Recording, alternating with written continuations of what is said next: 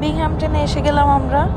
অনেকগুলো পরপর রেস্টুরেন্ট, এই জায়গাটা একটু অন্য রকমের। আমরা পার্ক করলাম, ঢুকলাম দু একটা রেস্টুরেন্টে দেখে টেখে, কারণ তখন সবে মাত্র 12টা বাজে, সব রেস্টুরেন্ট খোলেও নি।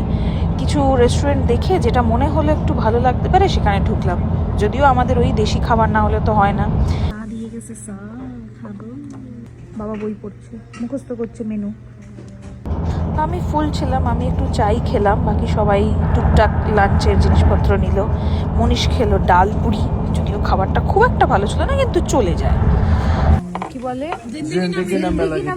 দোবারা দেখেছো? আমি বলতে পারছি না, এটা আমাদের এটা আমাদের ঋত্বিক রোশন, আমি বলতে পারছি না, লুক অ্যাট হিজ টামি।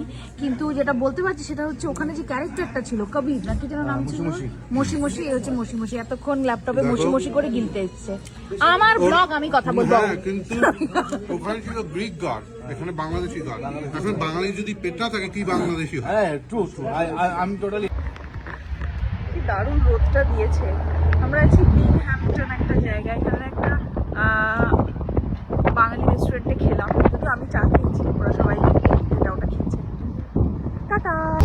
আবার আমাদের গন্তব্যের উদ্দেশ্যে আমরা বেরিয়ে পড়লাম।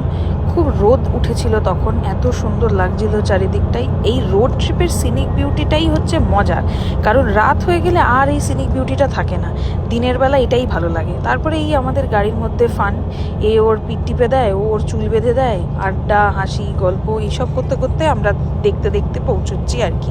এর মাঝখানে খিদে পেয়ে গেল।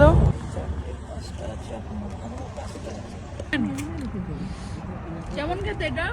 খুব বাজে। আমার আলুর দম বেস্ট। সত্যি বাড়ির খাবারের মজাই আলাদা।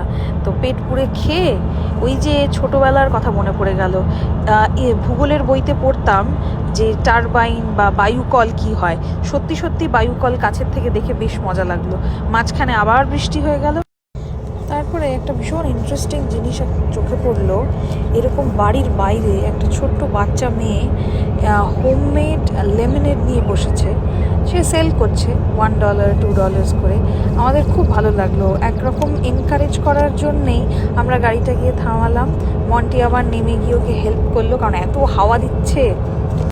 সব মিলিয়ে একটা দারুণ এক্সপিরিয়েন্স হলো।